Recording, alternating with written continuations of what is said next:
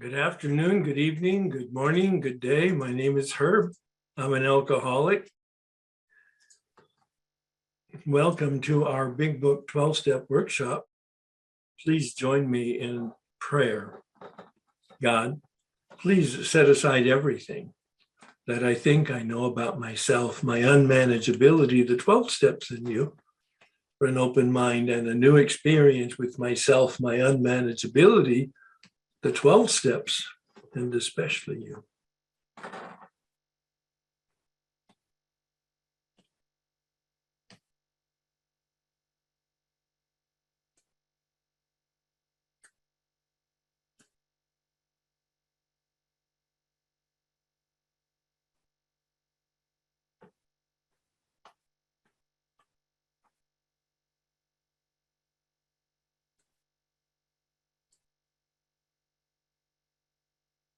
Please join me in the Serenity prayer.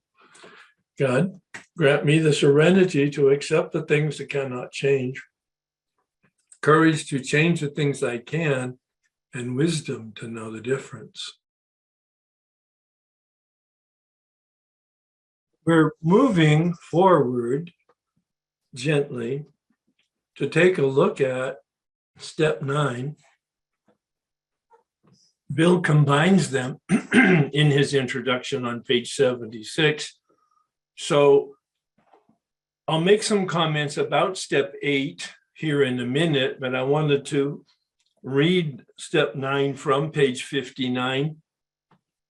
Made direct amends to such people wherever possible, except when to do so would injure them or others. And just from the gate, I want to make it clear some of the silliness that I hear in meetings out of the mouths of people who just don't know that they don't know or are just misinformed. It says, except when to do so would injure them or others. And people I've heard say, well, I'm another, so I can't make it if it injures me. You know, that is so demented. I'm being kind, actually. The whole point of this is to hurt you, in the sense that, I wonder what Bill means in page 14. We looked at that in the second half of the first step when he says, simple but not easy, a price has to be paid. It meant the destruction of self-centeredness. That's not gentle. This is the dismantling of that false self. This is the deflation of the ego at depth. And step 9 is probably the most potent step to be able to do that. So on page 76, Bill says, now we need more action. Let's look at steps 8 and 9. And we did look at step 8. I'm going to remind you that in that step, I connected a couple ideas from pages 77 and 79. I want to do that now because it's the platform for both steps 8 and 9, but we're going into step 9 with step 8 clearly in our focus and on our radar screen. He says, our real purpose is to fit ourselves to be of maximum service to God and the people about us. The real purpose isn't my healing. The real purpose isn't my needs. The real purpose isn't for me to feel good about myself, to relieve my guilt and shame. At the moment, we are trying to put our lives in order, he says at the top of page 77. But then he says, our real purpose is other-centered. This is the turning from ourself to others, meaning the people that we've harmed. He says on page 76, remember, it was agreed at the beginning we would go to any lengths for victory over alcohol. I elaborated on that, the first half of the first step, ready to go to any lengths. We saw that statement on page 58, and he connected it with finishing the steps. It's the prelude, the preface to step 3. And step 3 is the commitment to do steps 4 through 9. That's my interpretation of what the big book means. Bill doesn't say it as clearly as I'm saying it in any one place, but it's certainly implied. So Bill addresses this at the beginning of the 9th step, telling us at the beginning of the 8th and 9th step, telling us that at the beginning of this process, which is the beginning of step 3, we were willing to go to any length, and he captures for us, gives us a focus here of step 1. The first half is about alcohol or our addiction, whatever that is. But on page 79, he addresses the second half with the same words, reminding ourselves that we have decided to go to any length to find a spiritual experience.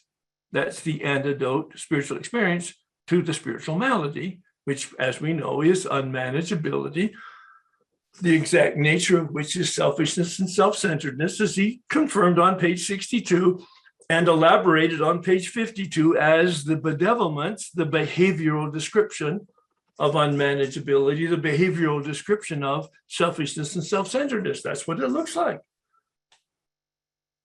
Well, when the people who took me through the steps were able to help me connect all these dots, all these phrases, to see the internal organic nature of this process, it was just startling and amazing and awesome.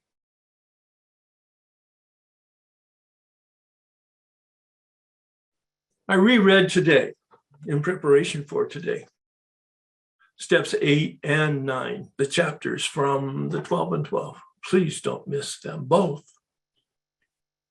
Wonderful commentaries. Just a few thoughts from step 8 out of the 12 and 12. He confirms, he says, well, what is the definition of harm? Of course, this is a question we've been struggling with, but he raises it in consciousness in the commentary that he wrote in 1953, wrote the big book in 1939. So many years later, he's got more consciousness, he's got more experience. So he knows you're going to have to come to grips with, what do you mean by harm? Well, he gave us a definition there in the 12 and 12. Instincts in collision. Love it, because I've stressed so much the instincts in step 4 and the instincts in step 6. We did an inventory of instincts, the root cause of our disturbance. And in step 4. And in step 6, we did an inventory of how they manifest in our inclinations. And now in step 8, we've done an inventory of how they manifest then in behavior, gradually coming from the inside, the source, to manifesting all the way out to the externals and the impact on other people.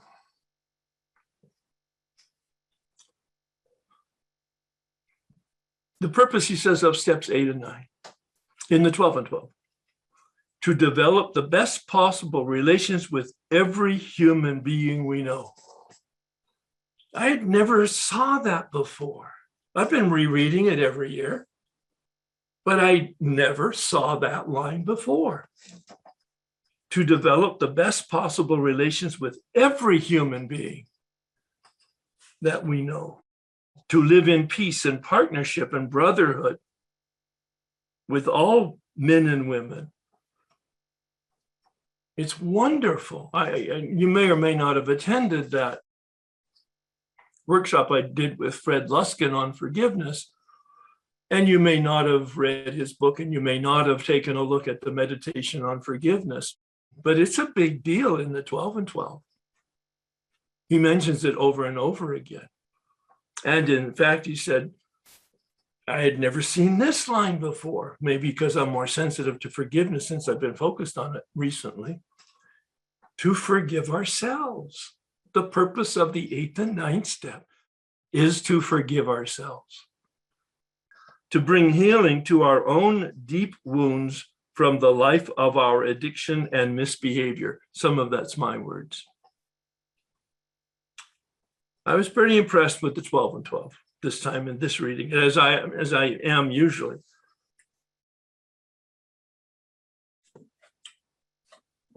And so Bill goes on page 79.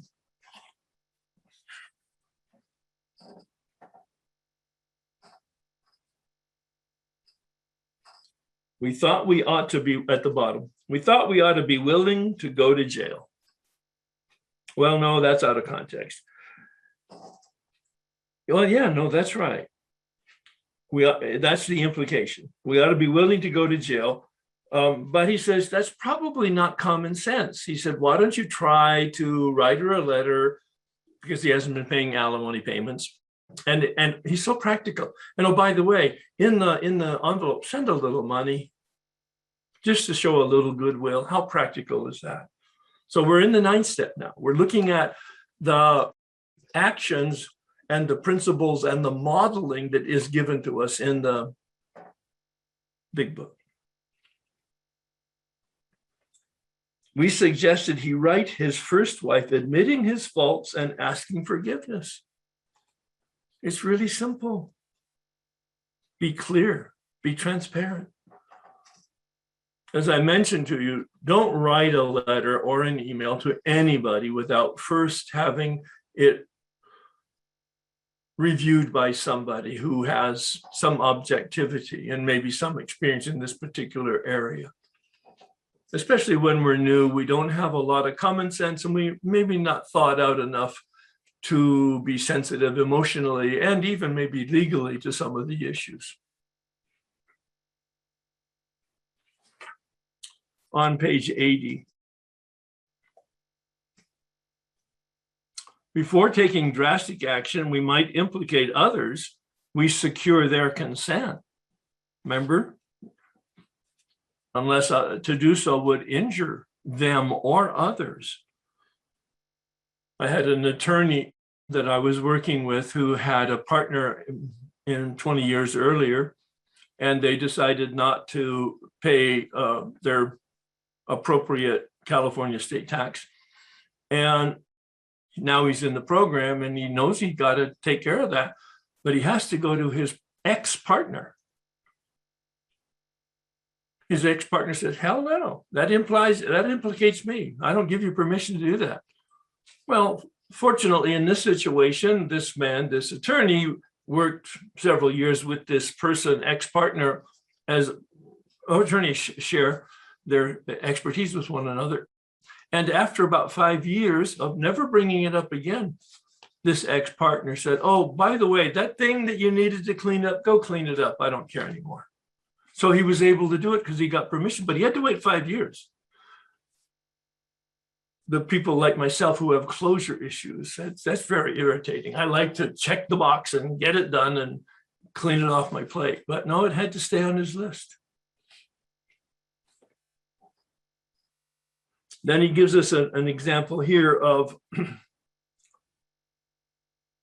somebody who had done some gossiping in a very libelous way and hurt somebody's reputation objectively and very dramatically. Probably small town kind of stuff that went on, but very, very dramatic disadvantage to a person, interfered with his reputation and his business and his finances. So this man needed to make a public apology, but he talked to his wife first. See, she's involved with him because they're connected in this small town or whatever it was. He also has a partner in business that is going to be potentially affected by this in this small town, I'm assuming. So he has to ask both of their permission. But then when they say, yeah, go take care of it, he went to the local church, I guess the small town, everybody gathers in the same church on the Sunday. And he acknowledged what he had done so that everybody was clear on the other person's lack of fault and the libelous information that he had spread. Well, and he says here, after that, of course, the townspeople really trusted him, so it actually improved his life. But you don't know that that's going to happen. One of the major items that Bill gives us here is his approach to infidelity. He doesn't use the word. He kind of uses a euphemism. The chances are that we have domestic trouble. That's the euphemism.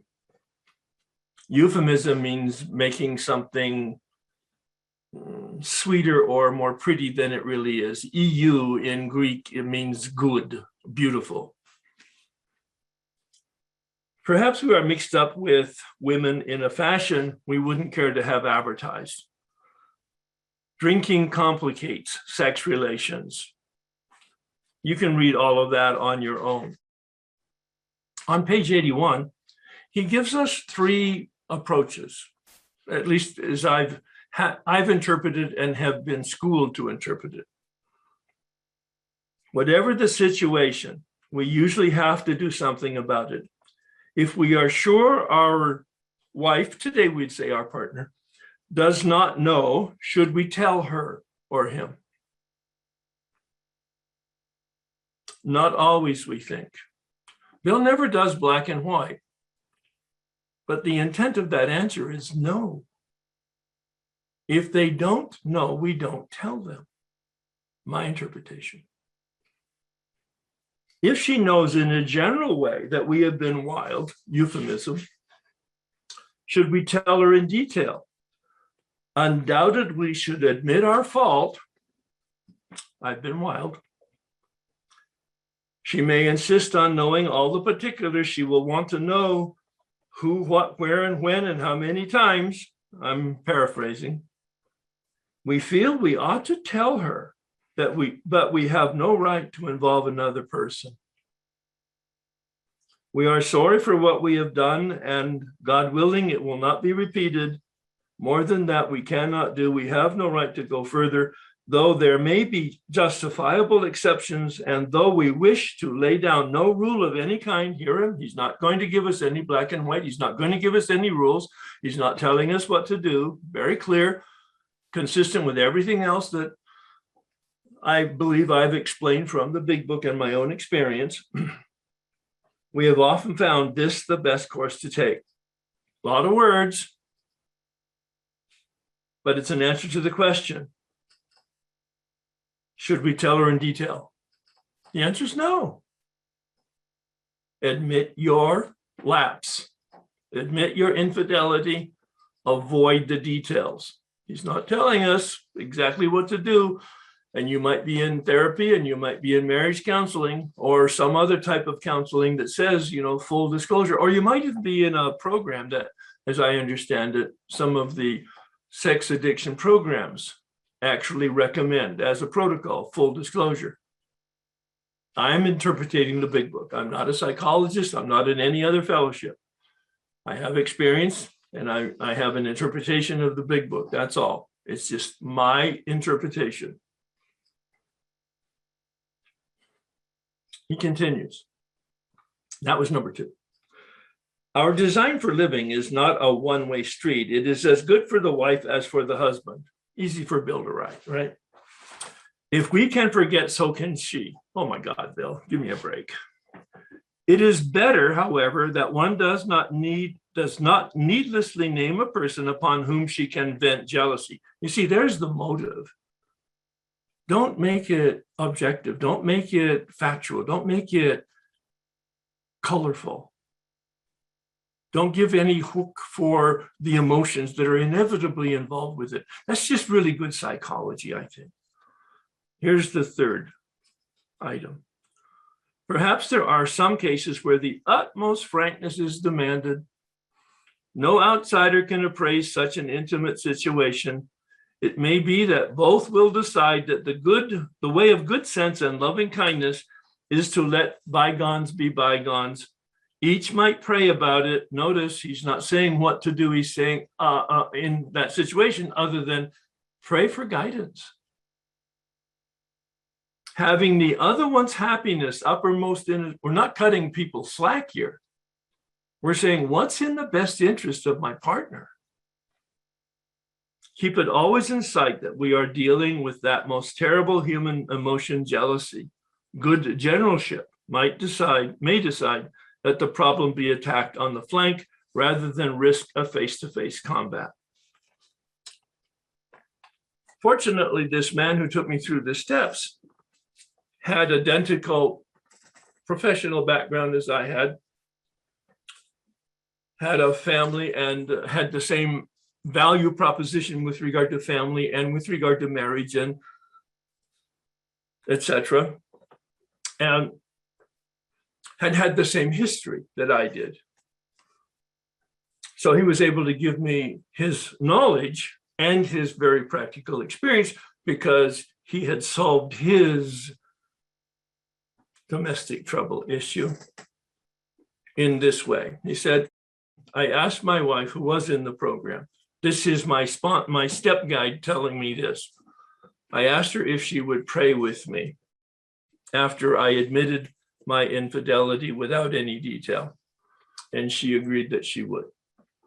And at that point, they were completely reconciled and had been married like 40 years. He said, that's what I recommend you do, you invite your wife to do. And many of you have heard me share this in some context before, either of forgiveness or of the 9th step. My wife at that time was in the program. I mean, she and I got sober together. She died 3 years ago, as most of you know. When she died, we had 52 years of sobriety. So, already know the end of the story. We were together. She agreed that she would pray with me. And the particular style or sort of rubric that this man suggested was get on your knees, face each other on your knees, hold hands. And the first morning, one of you pray out loud for healing and guidance. And the next morning, the other person pray for healing and guidance. No long prayer, no spontaneous elaboration about God and or yourselves or asking for healing. No elaboration. Keep it really clean, keep it really simple. Ask for healing and guidance and healing. Spontaneous, don't make it a robotic ritual, which would be almost impossible given the rubric. My wife agreed to that, and we did. And the first morning was very uncomfortable, getting on our knees, holding hands. I mean, you can imagine her resistance and her anger and her emotions around all of this in terms of, well, maybe you can't, but I think you can. At that point, we were 25 years married, discussing getting divorced. We were 7 years sober, 4 years sober, sorry.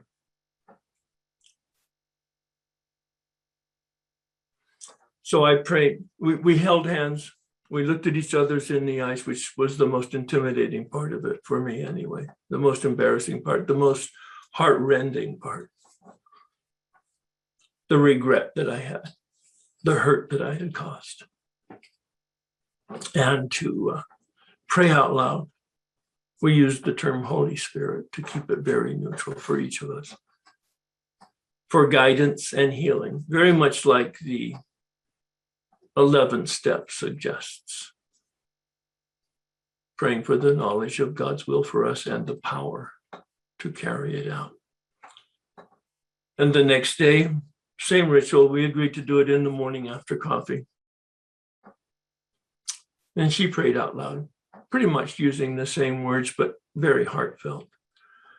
After about a week of that, during our coffee in the morning, which was, again, one of the rituals that we established to reconnect our relationship, a 15-minute coffee in the morning where we just sort of got centered for the day with each other.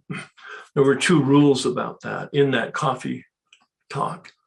No conversation about money and no conversation about kids. That kept it very, clean.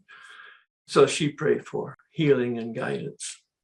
After about a week in our coffee time, she brought it up. She says, I'm feeling the heat in me going down. Brought tears to my eyes. And we continued that practice for 3 years. After about 3 months, she realized in herself, without any prompting from me, I have to say that, to make sure that you know that I kept my hands off of it, that she said, I really probably need some outside help to deal with my family of origin issues. And so she went into therapy for several years, actually. The coffee time expanded to an hour every morning as we were titrating our careers down to retirement, and was basically one of the more precious times of our getting together.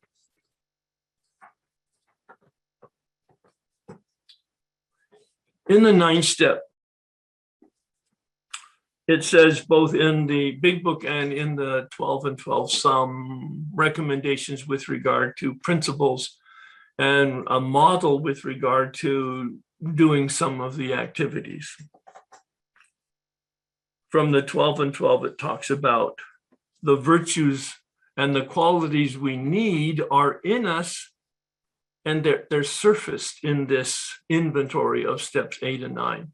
The virtues and the qualities. Virtues, that's a Latin word coming from the Latin word for strength. Developing the right attitude. Using good judgment and common sense.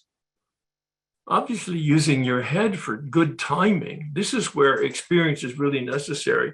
I've said it once, I'll say it 100 times before I'm through with this series of this workshop, I'm sure, and that is, you could probably do each step on your own and with some success and effectively, with one exception, step 8 and 9. I don't think you could, and let's even limit it to 9. I don't think anybody, not anybody, could do step 9 on their own effectively with success, because it's very difficult to be objective. Good judgment and common sense, good timing. These are things that come from experienced people. And as I've mentioned more than once, experience with particular amends. If somebody hasn't made an amends to the IRS, they have no business giving anybody advice of that. I send people to accountants for that. If somebody hasn't had the experience of repairing some legal kind of damage, then they need to go to an attorney in the program that has, in fact, had that specific experience, not just a consultant as a theoretical thing, but somebody who has had practical experience. This man, I may have mentioned, I probably haven't yet, said to me, I have no experience with that particular situation, which happened to be with damage to a woman from 25 years earlier in my life. He said, I don't know what to recommend because I've never had that kind of experience of that kind of harm, certainly not that kind of rehabilitation or repair. He said, I suggest you go talk to a woman in the program and ask her 2 things. Would she, after 25 years, even want the incident resurrected? And if she did, how would she want it done? He had the humility to know that he didn't have experience. And I did. I went to a woman and she said, yes, I would want that given the circumstances, and here's how I would approach it. And I followed her direction. I'm not going to get into the details on it. But at the end of that conversation on the telephone with that woman from 25 years earlier, she thanked me for calling, for the outreach, for the apology, and for the healing that she had received from it. I had not used that word, but that was her experience with it. It takes courage. I said good timing, that's kind of a head thing, common sense. Courage is kind of a heart thing. Prudence, I'm not sure where that comes from, but I looked up the definition today. Wise in conduct, careful, cautious, in forethought, to foresee, to kind of have a I think that comes from experience, because you actually know what to anticipate in terms of people's thoughts and feelings and actions and reactions. But it was very clear in the 12 and 12, do not wallow in excessive remorse, guilt, and shame. Those are just not healthy.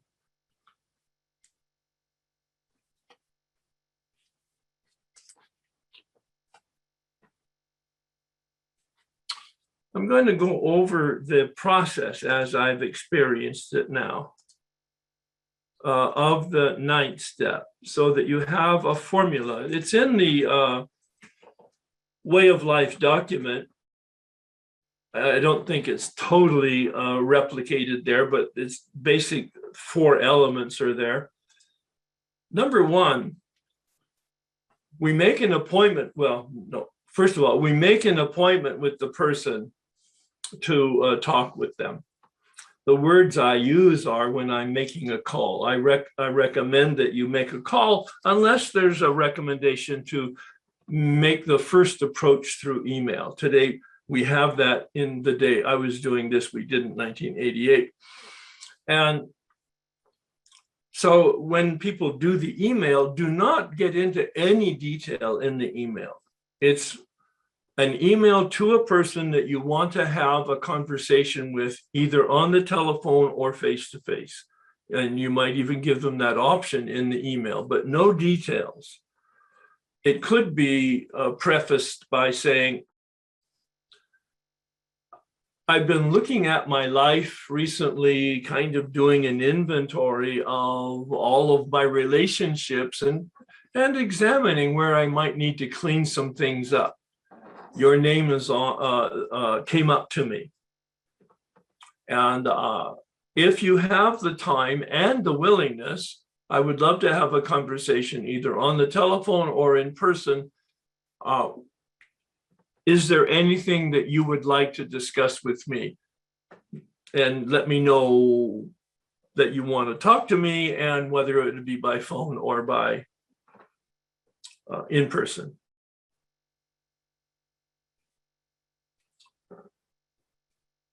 When you use the email, at least it's my indirect experience from people's response to me after we've given them that direction, people get a chance, who receive it, get a chance to think about whether they want to even speak to you or participate, and in what level they do want to participate, face-to-face or on the phone.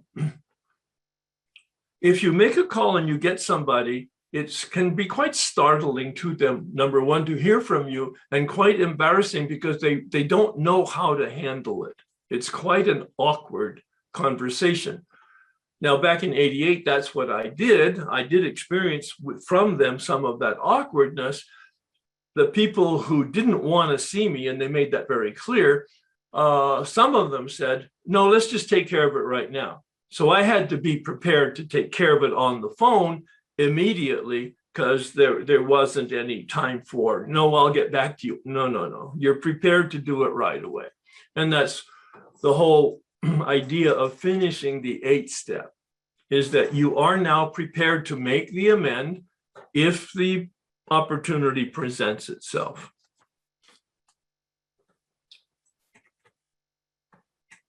So my conversation on the phone was what I just mentioned to you, that I didn't have email, that I'm reviewing my life and I'd like to. Most people were willing to see me, actually. I didn't, in my initial conversation, nor in my conversation at the beginning when we met with them face to face, talk about alcohol or talk about a spiritual matter. I never used the term amends. Now today, even back then, people were aware of the 12-step process, of alcoholism, and of the 9-step amends. And so when I made my amends directly to Bob, the fellow who tried to get me fired, he agreed to have coffee with me. And during the process, he said, well, that's that amends thing that you guys do in the AA thing? Literally, I'm almost quoting. And I said, well, yeah, that's what this is. The book suggests that we tell them that we're an alcoholic and we'll never get over it unless we do this. I'm really uncomfortable with telling people that this is about me. I'm an alcoholic and I'll never get over it unless I do this. Because I'm pretty confident if I had said that to Bob, he still hated me and he would have said, screw you. I hope you drink again and die. I mean, I'm confident he would have said that. Wasn't a very balanced person.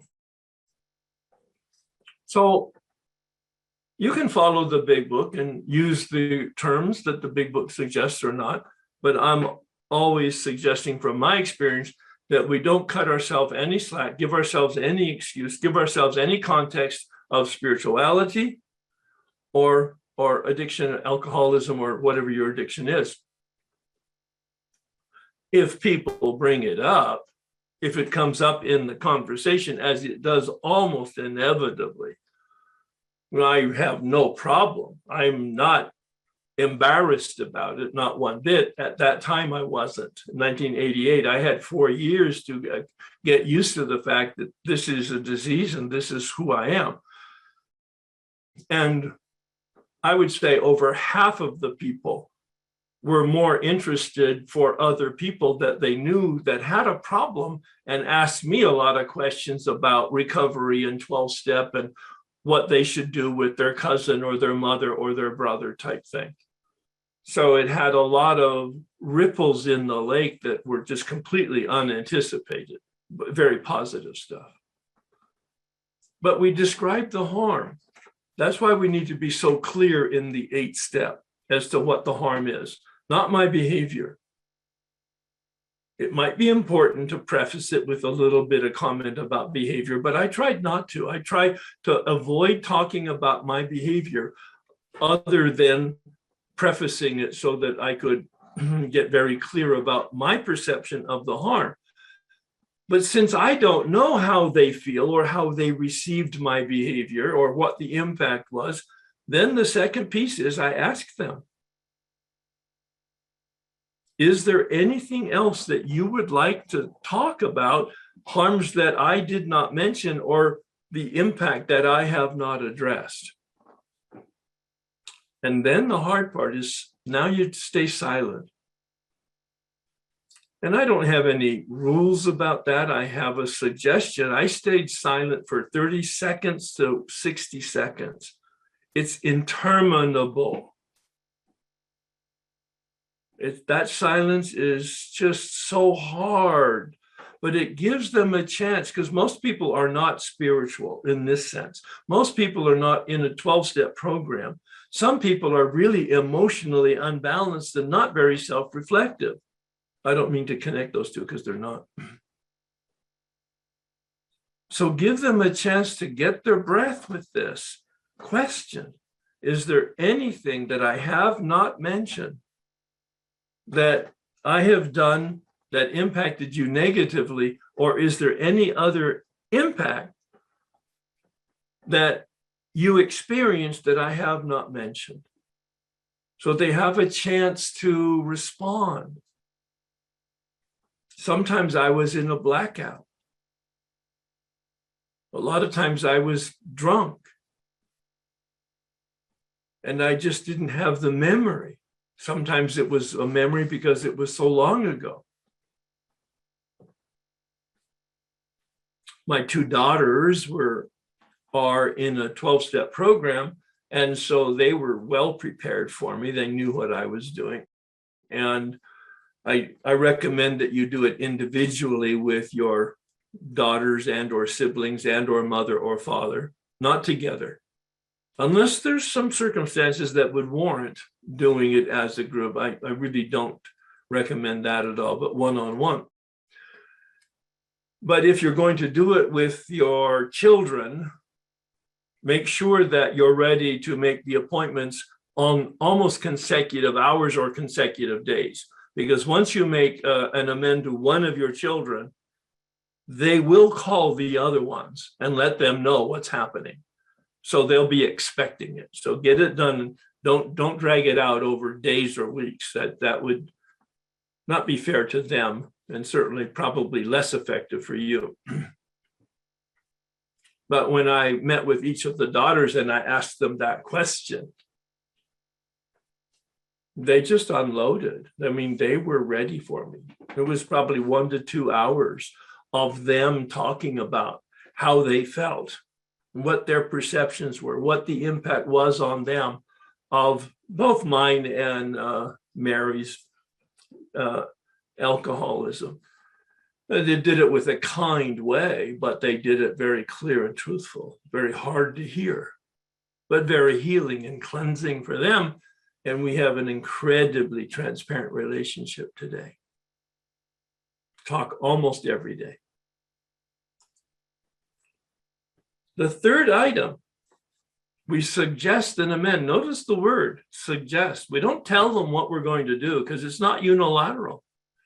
We're there to repair the damage based on their suggestions for repair. But most people don't know what we're doing and what appropriate response would be. So we suggest the amend. I borrowed $5,000. I stole $5,000. This is fictitious. And we suggest a plan. I don't have the money to write you a check, or if you do, I'm prepared to write a check right now. Or if you don't, if it would be all right with you, I will pay you $100 a month or $25 a week or $10 a month until the debt is paid. The big book is very clear. We arrange the best deal that we can, make the best arrangement that we can. It's not negotiations. If in fact you go to your father or your mother and say, I stole your necklace, I stole your gold collection, I was a drug addict. You blamed the neighbor, but I did it, and I owe you $20,000. They might say, you know, son, we love you so much. We wish you had gone to college. We would have paid your college tuition. We didn't because you didn't. And let's just call it even. We're glad that you're doing what you're doing. You're done. You don't owe it to them. They have forgiven the debt. They have released you from the debt. I hear in the rooms, oh, the moral principle is you owe it in the universe. You stole the money, so give the money to charity, even though you were forgiven by your parents. Yeah, no, thank you. That would not be my recommendation. If in fact they say, yes, that'll be fine, start making those payments, then you start making the payments and you don't fail to make those payments. Not my experience. I'll talk more specifically about my experience as the dialogue goes forward over the next couple workshops, rather than load it all up here. One of the recommendations I heard from a very experienced person in this area of money and restitution was that every time they sent money, a check or a money order, however they handled it, they would write a personal note. Just a short little note. And that note was actually more important to the people that received it than the money was normally. And it rehabilitated so many destroyed relationships. The note, not the money.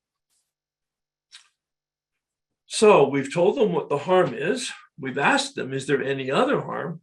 We've suggested what the amend is. And then, of course, we're going to ask them, I've suggested this. Is there anything else that might be necessary for us to be reconciled in the sense of bringing this to a balance, not reconciled. I actually didn't mean to use that word, but in a balance, the justice scale model or image, Lady Justice standing with the balance, that brings us back into balance, that repairs the damage from your standpoint. And they said, well, yeah, you actually borrowed $5,000 from me 20 years ago. Yes, I want the 5,000 back, but I want compounded interest also.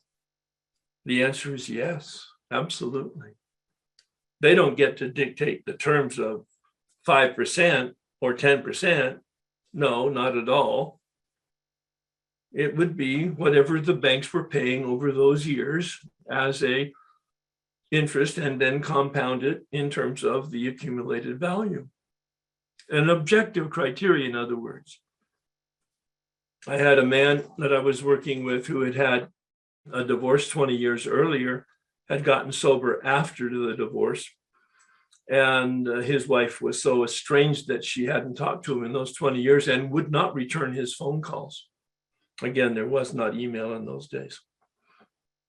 And I said, well, then you need to write her a letter. And he did. He wrote a letter.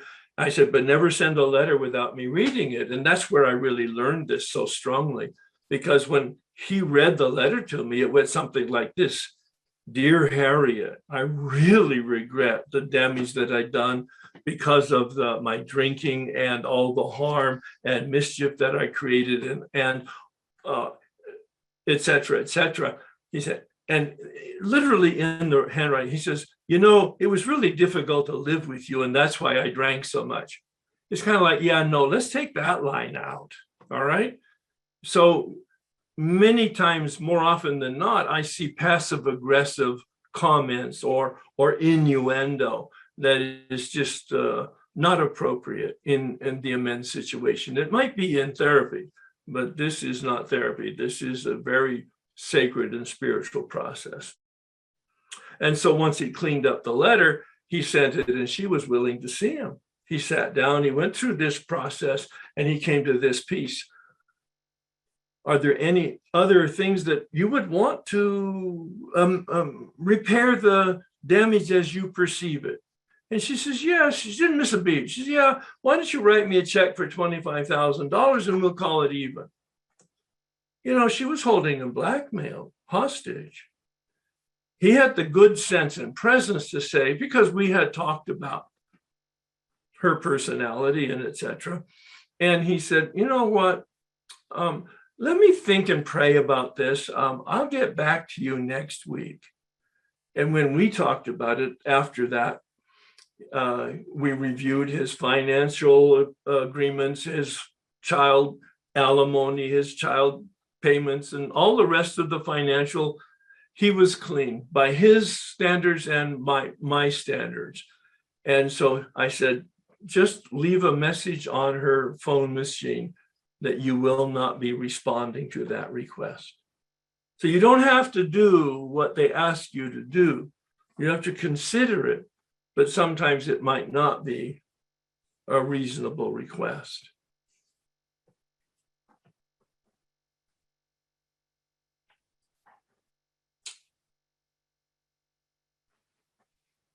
This process, beginning in step 4, is my experience in retrospect. It was after 1988 that I began looking at the forgiveness issue to learn more about it, because I had experienced it. And after I read some material on it, there's quite a few books obviously on it, I came across Dr. Luskin's book, which confirmed my experience from a psychological and human development standpoint. Forgiveness is a process, and as I've understood it and experienced it, it starts with the 4th step. We'll take a much deeper look at forgiveness in maybe next time or the time after that, just in terms of the bare bones skeleton of it. But it's a process. And I looked up the word in the dictionary. Forgiveness, look at my hand. A decision to release them. Forgiveness is a decision to release them. It begins with step 4, my personal experience with column 4, where I took full responsibility for my behavior. But it didn't reach its conclusion and its completion until I finished my step 9. That was my experience with it. A decision to release them. And of course, as the St. Francis prayer talks about, and I've made comment on it before, when we release them, we are released. The Lord's Prayer, the Our Father, has the words, to the extent that we release them from their debts, we are released. It's paradoxical, In some ways, it doesn't make any sense. And yet any literature that you read from any tradition, spiritual or secular, the psychological, scientific approach to forgiveness that's outlined in Dr. Luskin's book, it's about releasing them and we are released. Our intent is to make them whole and we are made whole. Our intent is to bring them healing and we are healed. So more on step 9 next week, and I'll weave it into some of the conversations that we have on a practical basis as to what to do about specific situations, even though you're not perhaps at the place where you're making an 8-step list and prepared to do the 9-step amends. There may be some issues that you would like to talk about during this next 2 or 3 weeks that would prepare you for the amends process when you actually get to it. Might be by the end of the year, or it might be next year once you finish your 5th step, which I hope everybody has adopted that as a goal. That would be my prayer for you, my hope for you, that you would finish your 5th step by the end of the year, by the end of December. And that way, 6 and 7 you'll be finished by New Year's Day. And then you'd be focused on the 8th and 9th step and finishing that up. Maybe it might take you the entire year to do it. I've experienced making amends the 4 times that I did the work out of the big book from 1988 to 2004. I did the work 4 different times with 4 different people. I had lists in the 8th step every time. And I completed those amends within 6 months to a year. 6 months to a year. I don't think it could be done unless you've not been very negatively impactful on people in less than 6 months, because it just takes a while for you to set up the meetings and take care of the issues. If you can do it more quickly than that, wonderful, but it's not a race. It's not as like, I need to, no, you don't need to like, no. This is a spiritual sacred process. And you'll hear it maybe even over the next 3 weeks as people share that they couldn't find somebody, but they were prepared to make the amend and they were shopping. 10 years later, they're shopping in a market and they bump baskets. They don't necessarily make the amend there, but they make the connection and they set up a meeting for later on. I mean, it's like stuff that happens that lots of people use the term miracle for. Carl Jung used the word synchronicity. Some people would use the word coincidence. Whatever it is, it's really awesome, the process. And anybody who has, in fact, engaged in any aspect of the amends process, the step 9 process, will talk about things that just can't happen, and yet they happened.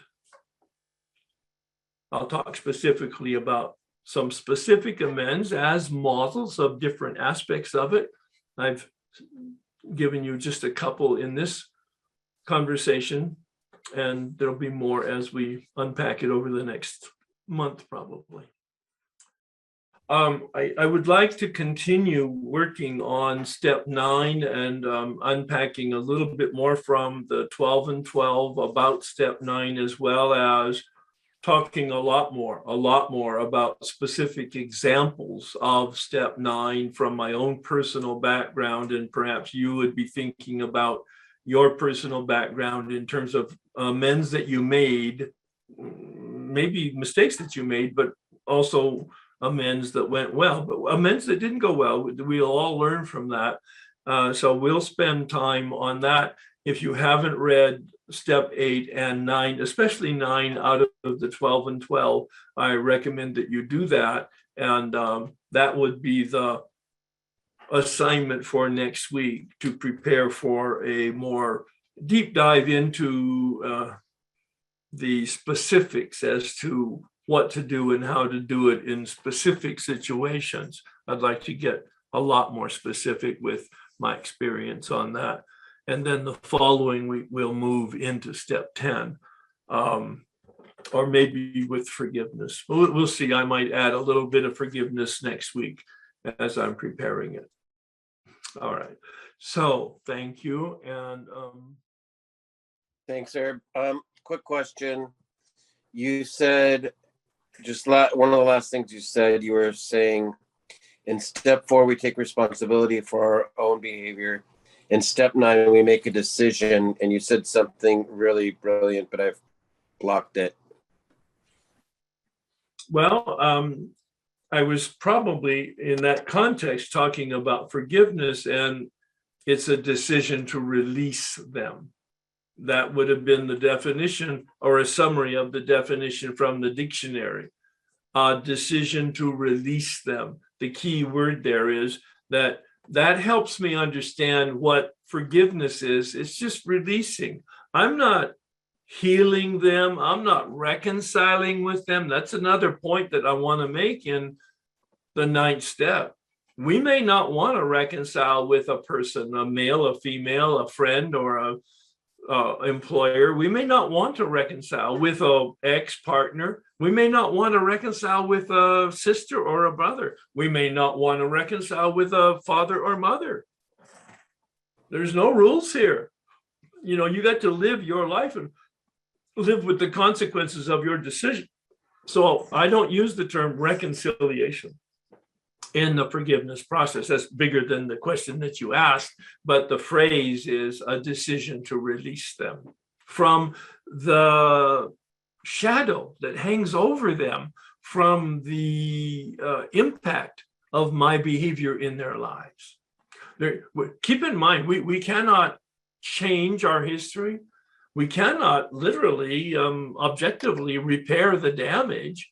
So we're attempting to acknowledge the damage and restore it in whatever way is practical. The easy part to talk about is money, of course. Pay the money back, pay it back with interest. That's fine. But it's harder to talk about relationships and feelings and emotions and that kind of brokenheartedness that happens in relationships. So that's where we need prayer and we need guidance from experienced people. And I'll talk a lot more about that next week when I start giving you specific examples of completing amends. People that you can't find, people that you shouldn't find, dead people. I've made amends to all of them. Yeah, I feel it's okay. I get what you're saying. The little sticking point in my mind is that for me, in step 9, to release them puts me in a power position in my mind now that I'm releasing them. But I was thinking before that conversation that I was in the not power position, if that makes sense. It does. I think you're being a little over literal with what I'm talking about. Releasing, okay. Releasing meaning I'm bringing a process to them that heals them. I'm not doing it. Right. Okay. And it's because of the fact that if we hadn't brought the process, then this would have never been thought of in their consciousness or resolved in our own consciousness. So let's speculate. I don't know the facts of the story, but I made an amends to a woman I hadn't seen in 25 years. At the end of a 15-minute telephone conversation, she thanked me for acknowledging, obviously it was in her consciousness, and for the healing that the conversation brought to her. Yeah. She was released. I didn't do the releasing, baby. All I did was show up, all right, and follow direction. It was really, how would you say, intimidating, but I went through with the courage that it takes to do that and the humility that it takes to do that, wanting to make sure that she was as comfortable as she could be with the event as well as the conversation. Okay, I get it. Thank you. Yeah, no, I'm so glad you asked the question, because I was able to, I believe, amplify a little bit on that prior conversation. Thanks. So I'm just kind of thinking through step 8, because I'm not there yet, but what I'm finding is coming up is the times that I feel guilt or remorse. Oh yeah. I kind of assume there was harm done, but as I start thinking about my past, a lot of the things I feel guilty and remorse for hurt only me. That's why it's so important to do this in the way that I did suggest. Take a look at the person and your behavior, and then ask yourself, well, what was the impact? And on you, of course, guilt and shame, but that's not what this is about. This is about the negative impact on them. So yes. So do I do an amends to me? Well, great question. And this will come up many times in the conversations. I believe that when I finished the 9th step, I had made amends to myself by bringing this healing to other people. I was healed. I didn't know that as I was doing it, but then later on, in retrospect, as I was looking at it, as well as trying to understand the forgiveness process, I saw that, oh my guilt and shame had evaporated. Yeah. So you don't deliberately set out to do an amends with yourself for things that didn't harm other people. Well, another really great nuance to this. I think I have given actual recommendations to people who have finished their amends and have made the amends, and then they still feel guilty and shame-based. And we've had then a conversation about making amends to yourself and figuring out a practical process for making that amends to yourself. Oh yeah, no. I think I like that. Well, it came out of the workshops. It wasn't my idea because it wasn't my problem, but other people have that. And so I was able now to share it with you. And it seems a nice way to kind of get rid of the guilt. It doesn't serve a purpose. You need to move past it. You do. That's right. Yes. Okay. No. Yeah. That's right. Thanks very much. My question is, as an Al-Anon, I'm having a difficult time, just as me, having a difficult time really understanding how have I harmed other people. Sure. I'm not saying I haven't harmed them. I'm sure I have, but it's not so obvious. I understand. And so, well, not obvious to you. It's not as obvious to me. So my question also has to do with, I know this is a big book, 12-step workshop. And then there are also, like Al-Anon 12 and 12s too. I've not read it. Okay. I was just going to ask, I mean, I go back and forth between, I read the AA 12 and 12. I read the one that's specific to how things tend to live in me. And I was just curious to see if you had an opinion about that approach. I have not read it, but I will. Thank you for bringing it to my attention, because I have a highest regard for Al-Anon as a fellowship. Most of them use the big book as a supplemental literature. And I know that you all have your own literature. I've read most of it. It's good literature, wonderful sharing, good questions, great stories, good experience. As I say, brilliant questions. So I will look at the 12 and 12 Al-Anon 12 and 12. I think that would be very worthwhile for me to know about. Well, I was asking specifically if you thought it, I mean, I guess I'll say it differently. It seems to be pretty helpful resource for somebody like me, because it's. I hope so. Yeah, there you go. I hope so. And hoping it will help me recognize this a little bit more clearly. I haven't read this part yet. So. Yeah. Well, and the real point of identifying the harm is to attempt to put yourself into the person or the institution's place and see what the impact is of you in their lives. Now, if in fact, as an Al-Anon, you were people pleasing, then you denied them the relationship with an authentic person. Okay, that's helpful. All right. So I haven't sorted that out, but I'm sure now that you've invited the question, the Al-Anons with experience in this will be offering their experience and their suggestions also. Okay, I have another then specific question. Yeah. So my former husband and I were in a business together. He started the business before me. We got divorced. Part of the harm that happened for me, without any story, is he ended up with the business. I ended up with the steak knives.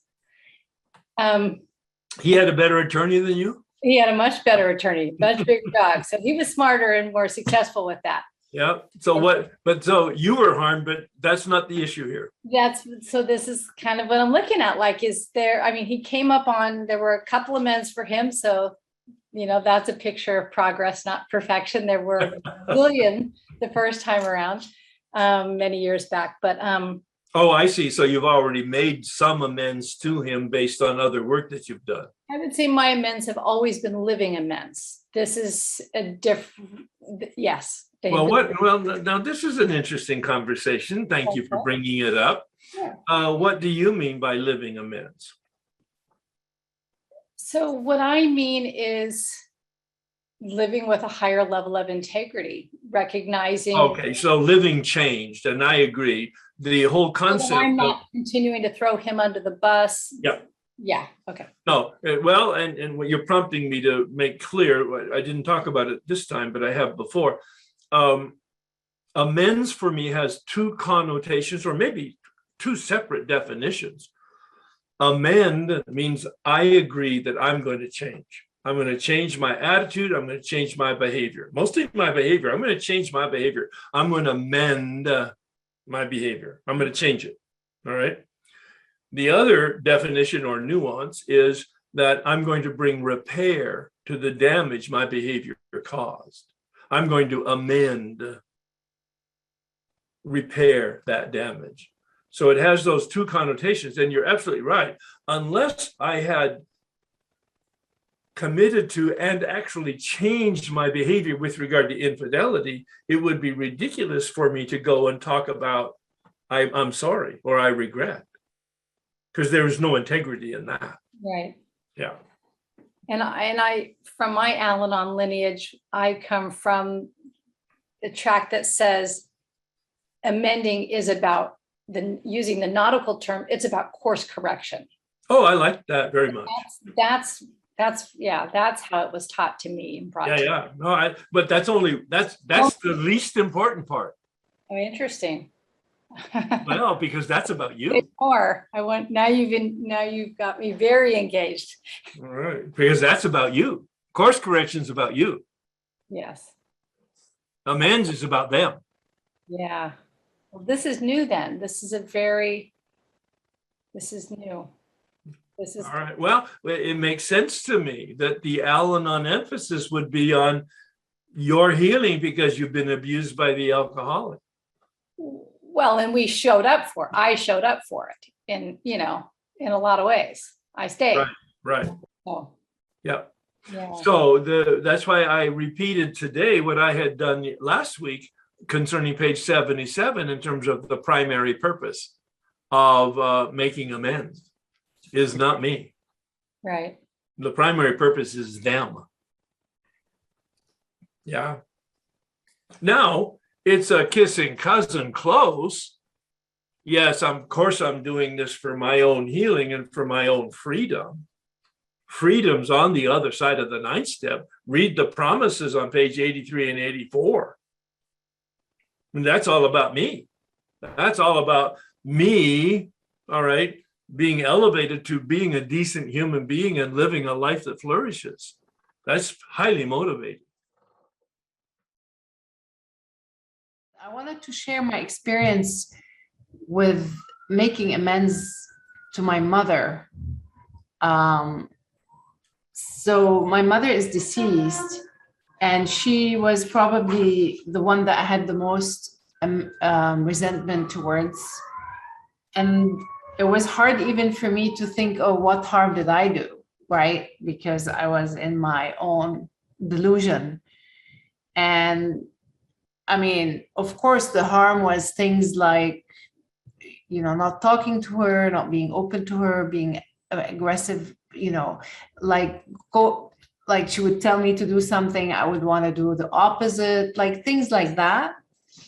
So I wrote a letter, and I was visiting where she's buried, which is in Montreal, last Christmas. And I went to her grave and read the letter out loud. And it was very, I was sobbing like crazy. And while I was doing it, but I can't tell you how relieved I was by just saying it out loud, like, and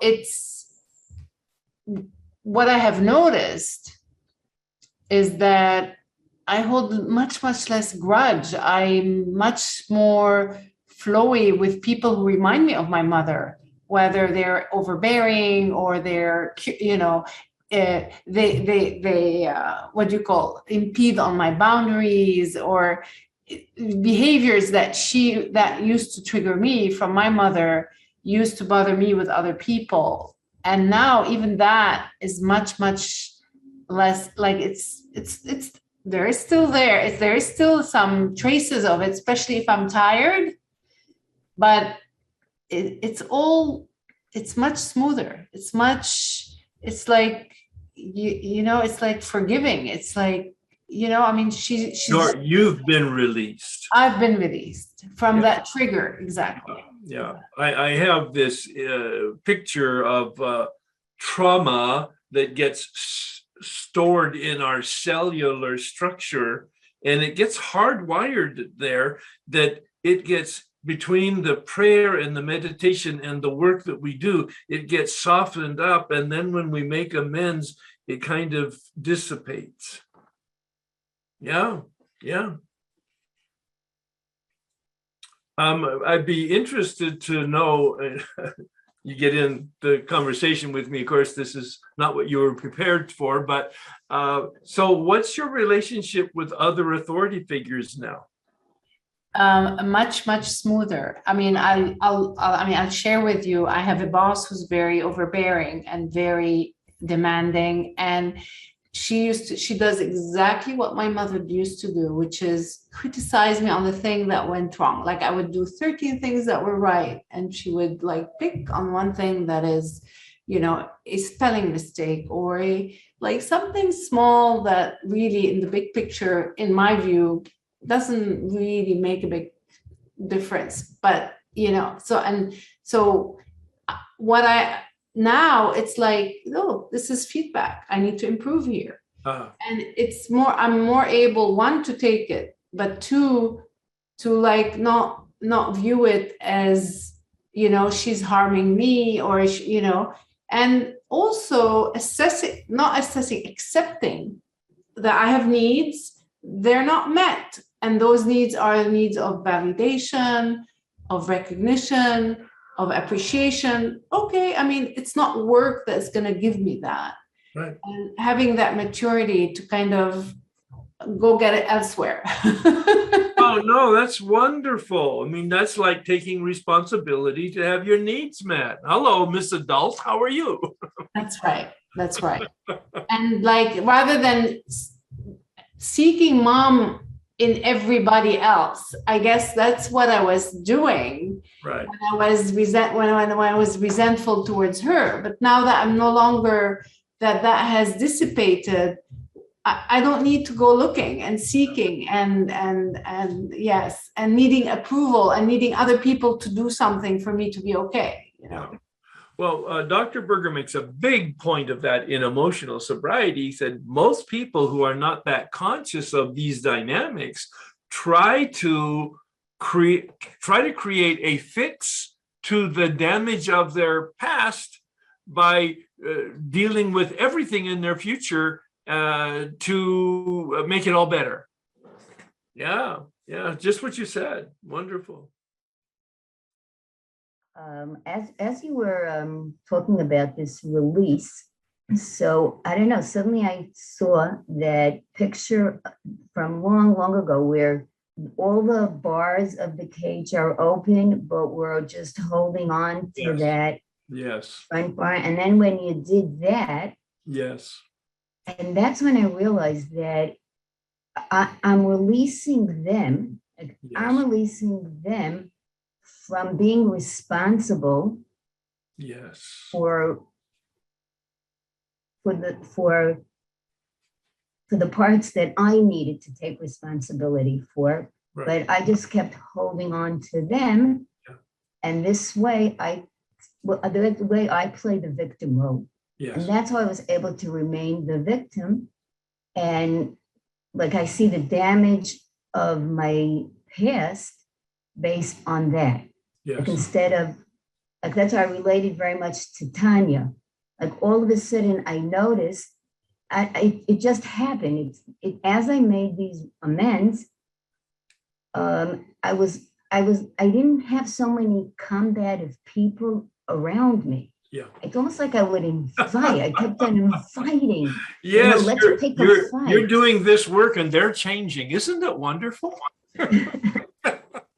But that's what I realized. They just weren't there anymore. Yeah, right. I was being surrounded by more forgiving and kind and accepting people.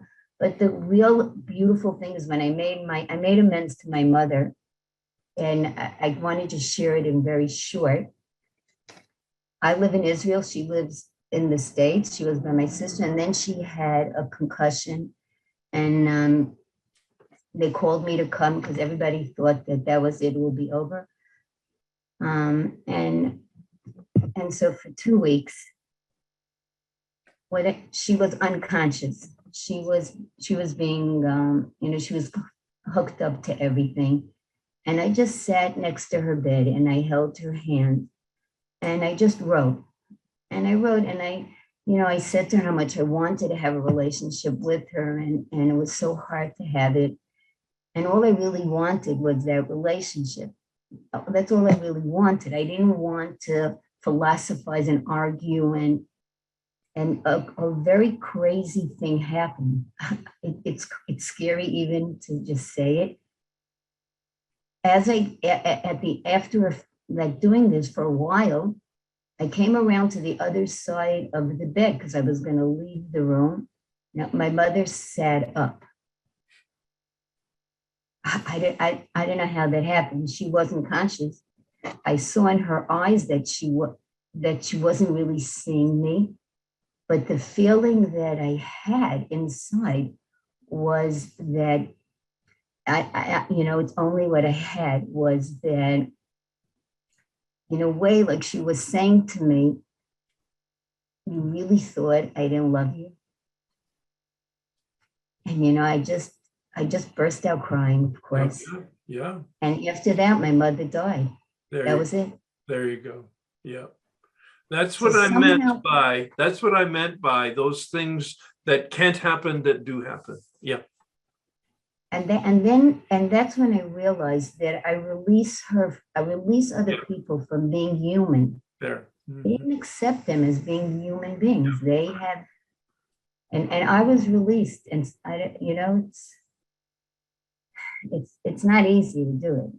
It's not easy to do it. No, if it were easy, most people would do it. It's not easy, even for people who are committed to a 12-step program. It's not easy. This is the most difficult step of them all, step 9. And what just makes it easier for me is that I want to be released. Yeah. I want to be released so that I could live my life more consciously today. That's the phrase that I use many times is everything we want is on the other side of the 9th step. Freedom from addiction and freedom from our unmanageability.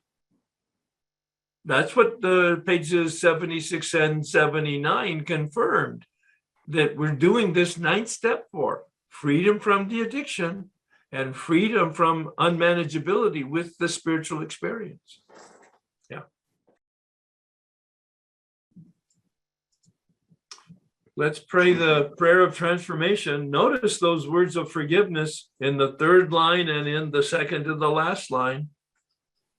Lord, make me a channel of your peace, that where there is hatred, I may bring love, that where there is wrong, I may bring the spirit of forgiveness, that where there is discord, I may bring harmony, that where there is error, I may bring truth, that where there is doubt, I may bring faith, that where there is despair, I may bring hope, that where there are shadows, I may bring light, that where there is sadness, I may bring joy. Lord, grant that I may seek rather to comfort than to be comforted, to understand than to be understood, to love than to be loved. For it is by self-forgetting that one finds it is by forgiving that one is forgiven. It is by dying that one awakens to eternal life. Amen. Thank you, everybody.